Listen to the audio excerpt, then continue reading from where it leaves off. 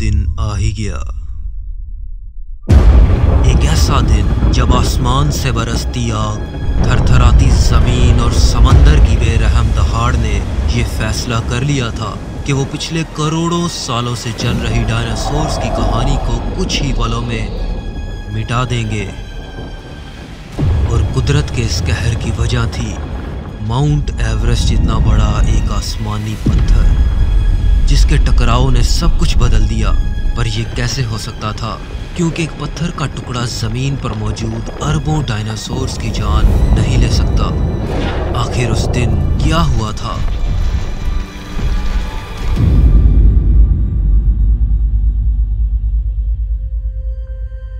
तो आइए मेरे साथ चलते हैं आज से 6 करोड़ 60 लाख साल पहले एक ऐसी दुनिया में जो इंसानों की नहीं बल्कि डायनासोर्स की हुआ करती थी। ये वो वक्त था जब डायनासोर्स ने खुद को जिंदा रखने और अपनी नस्ल को आगे बढ़ाने का हुनर बड़ी अच्छी तरह सीख लिया था, और हमारी जमीन भी इन्हें फलने फूलने में खूब मदद कर रही थी।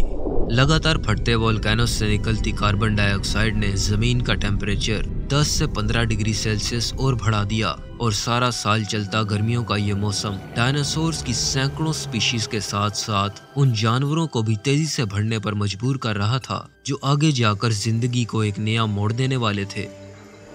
पूरी दुनिया में फैले डायनासोर्स का ये राज कुछ सैकड़ों हजारों नहीं बल्कि पिछले 16 करोड़ 50 लाख सालों से कायम था। वो हर जगह थे, नीले समंदर को लाल करते 20 टन वजनी और 60 फुट लंबे मोज़ोसॉर्स, आसमानों में तैरते विशाल टेरासॉर्स, ताकतवर जबड़ों से लैस खूंखार टीरेक्स से लेकर दुनिया के सबसे बड़े शाकाहारी टाइटेनोसॉर्स तक। हर कोई अपना दबदबा बनाने के लिए जंग लड़ रहा था, चाहे वो जंग शिकार की हो या प्यार की। तपते सहराओं में, दरियाओं में, आसमानों में, बर्फीली चट्टानों में दिन रात का सफर करते इन जानवरों ने दुनिया के हर एक कोने में अपनी मौजूदगी के निशान छोड़ रखे थे। पर अफसोस, इनकी इस हसीन दुनिया का आज आखिरी दिन है। मार्स और जुपिटर के दरमियान मौजूद एस्ट्रॉयड बेल्ट से आया माउंट एवरेस्ट से भी बड़ा 3 खरब टन वजनी एस्ट्रॉयड, जो 1 लाख किलोमीटर पर आवर की रफ्तार से अर्थ की तरफ बढ़ रहा है। जहां मौजूद डायनासोर्स इस बात से पूरी तरह अनजान है कि मौत ने उन्हें चारों तरफ से घेर लिया है। अर्थ के एटमॉस्फेयर में घुसते ही एस्ट्रॉयड आग के गोले में बदल जाता है, और अटलांटिक ओशन को पार करता यह आग का गोला 30,000 डिग्री सेल्सियस की गर्मी को छूते हुए गल्फ ऑफ मैक्सिको के छिछले पानी की तरफ बढ़ने लगता है। इसकी चमक इतनी ज्यादा है कि मानो 10 लाख सूरज जमीन पर उतर आए हों। इसकी आंखों को झुलसा देने वाली रोशनी उन सारे डायनासोर्स को अंधा कर देती है जो इसे अपनी ओर आता देख रहे थे। और फिर होती है एक भयानक टक्कर।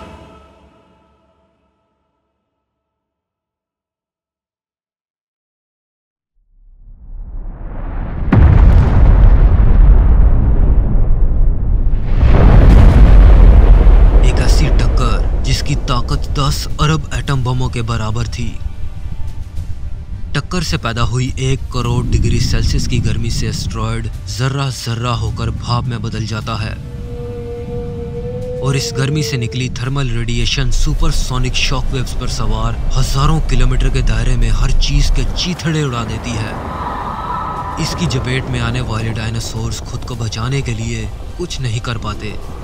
इस टकराव से सख्त जमीन किसी गीले मादे की तरह 180 किलोमीटर की चौड़ाई पर फटकर 30 किलोमीटर नीचे तक धंस जाती है, और 25 खरब टन मलबा हवा में उड़ जाता है। पर इस तबाही के बाद भी कुछ डायनासोर्स ऐसे थे जिन्हें पहाड़ों के साए ने चुभती रोशनी और खोलती गर्म हवाओं से बचा लिया, और कुछ ऐसे भी जो सोच रहे थे कि आग का ये गोला उन तक पहुंच ही ना पाएगा। पर ये नहीं जानते थे कि इस टक्कर ने हमारी जमीन के उन शैतानों को जगा दिया है जो इन्हें कुछ ही वक्त में फना करने वाले हैं।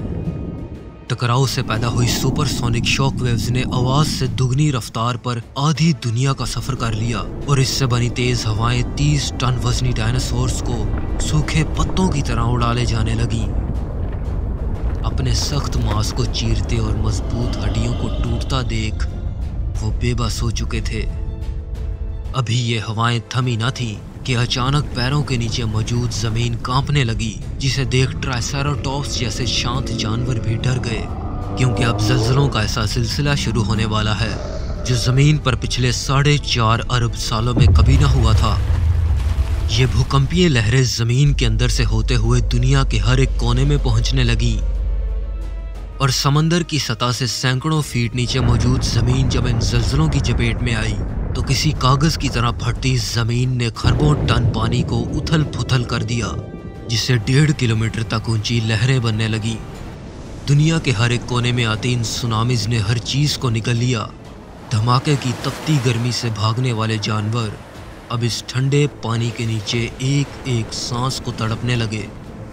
हवाओं में उड़ने वाले विशाल क्वेटज़लकोअट्लस जैसे टेरासॉर्स, जो ये सोच रहे थे कि उनके ये बड़े बड़े पंख उन्हें जमीन पर हो रही तबाही से बचा लेंगे, वो ये भूल गए कि इस कयामत के दिन में तो बस 10 मिनट ही गुजरे हैं।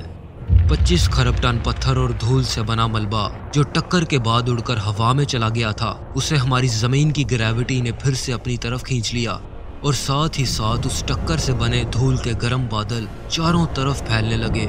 15,000 डिग्री सेल्सियस पे धधकते इस एजेक्टा क्लाउड ने हर जिंदा चीज का दम घोंट दिया और आसमान से गिरते ये पत्थर हमारे घने एटमॉस्फेयर से गुजरते हुए ठीक उसी एस्ट्रॉयड की तरह दहकने लगे।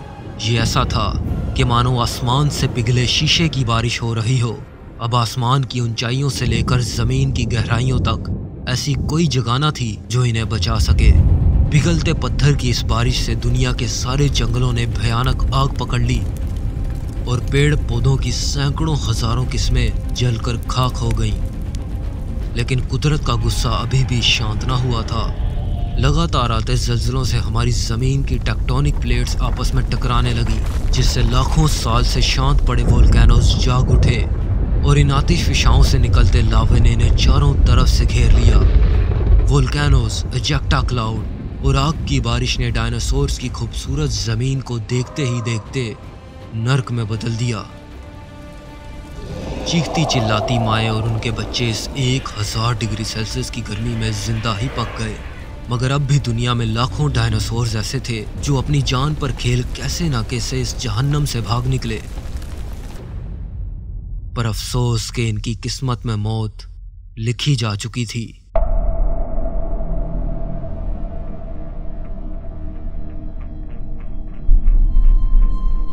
लेकिन खोलती हुई दुनिया से बच निकलने वाले डायनासोर्स कुछ ही हफ्तों में खून जमा देने वाली सर्दी से कैसे मर गए। इसकी वजह थी एजेक्टा क्लाउड और वोल्केनोस से निकला गाढ़ा और जहरीला धुआं, जिसने पूरी दुनिया को घेर लिया और चारों तरफ अंधेरा छा गया। बचे कुचे कुछ पेड़ पौधे सूरज की रोशनी ना मिलने पर तेजी से मरने लगे और साथ ही साथ इन पौधों को खाकर जिंदा रहने वाले डायनासोर्स भी। किसी काले साए की तरह छाया ये धुआं सिर्फ राख और धूल से ही नहीं बना था। इसमें थी सल्फर डाइऑक्साइड, मीथेन और कार्बन मोनोऑक्साइड जैसी जानलेवा गैसेस, जिनसे बने बादलों से गिरती एसिडिक बारिश ने जमीन पर तो कहर बरसाया, मगर वहीं समंदर को इस कदर जहरीला कर दिया कि यहाँ रहने वाले जानवरों की फूड चेन पूरी तरह तबाह हो गई।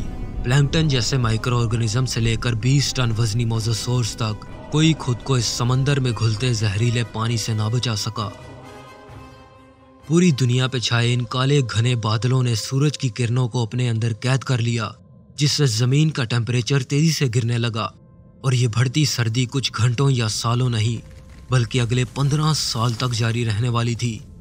वो मुर्दाखोर जो शाकाहारी डायनासोर्स की लाशें खाकर जिंदा रहने की कोशिश कर रहे थे, वक्त के साथ कंकालों में बदलती लाशों को देख वो डायनासोर्स भी भूख से मर गए और डायनासोर्स की चीख और दहाड़ से गूंजती जमीन पर पूरी तरह सन्नाटा छा गया।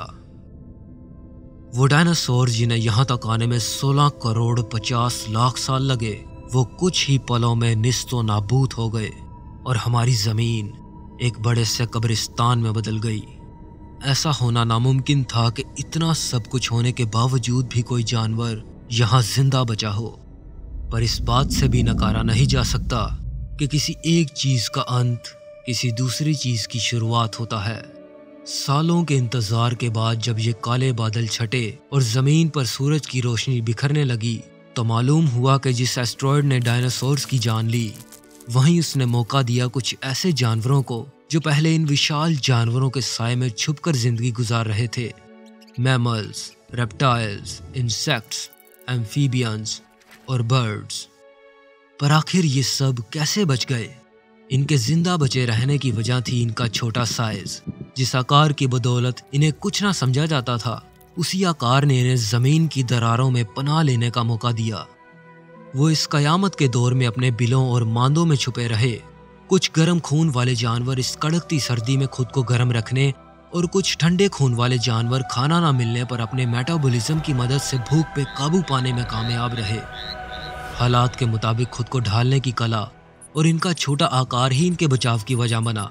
इस बेजान जमीन ने खुद को वक्त के साथ ऐसा बदला कि ये एक नई जिंदगी का घर बन गई। जहां हर तरफ सिर्फ वीरानगी थी, वहां अब नए पेड़ पौधे उगने लगे, नई नस्लें जन्म लेने लगी और धरती एक बार फिर जिंदगी से भर गई। पर देखा जाए तो डायनासोर्स का खत्म और दुनिया का तबाह होना एक तरह से अच्छा भी था, क्योंकि अगर ऐसा ना हुआ होता तो शायद हम इंसानों को कभी इस दुनिया पर अपना दबदबा बनाने का मौका ना मिलता। हमने अपनी हिम्मत, अक्ल और ताकत से कुछ लाख सालों में पूरी दुनिया का नक्शा ही बदल दिया। जरा सोचें कि अगर हम इंसानों को भी डायनासोर्स की तरह 16 करोड़ 50 लाख सालों को वक्त दिया जाए तो हम क्या कर सकते हैं? सवाल बस इतना है कि अगर हमें वक्त ना मिला तो हम क्या करेंगे?